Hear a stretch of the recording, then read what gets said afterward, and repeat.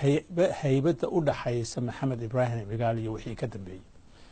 maxamed ibraahim cigaal ayaa waraaq loo geeyey anigoo gibile jooga allah yarxamo intuna dhiman markaasaa lagu yidhi ninkan ina samatarihi waxaan buu sanad walba qoraa haddana gibile buu kastaba yimaadaa uu jooga haddeerna gibile buu jooga marka ha la soo qabto ha la xidho dadkii allah yarxame xuseen tanzani professor xuseen tanzani oo la jooga ayaa ii sheegaya markaasuu waraaqdiibuu ka qaaday sidaasuu u eegay markaasuunbuu yidhi wuxuunbuu qoray soo maaha haa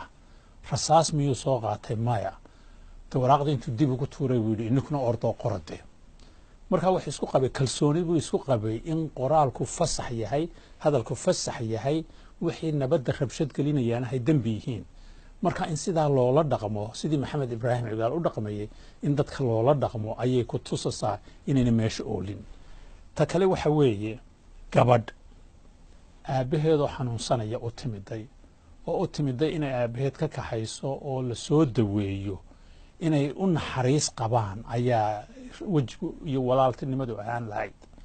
laakiinse inta dhowr bilood meeshii lagu hayo jeelkii ee telefoonkeegii la baradho ee dabadeedna la aflagaadeeyo 3 sannadood baan kugu xidhnay cadownimada intaa leegi meeshay ka socoto anigu garan maayo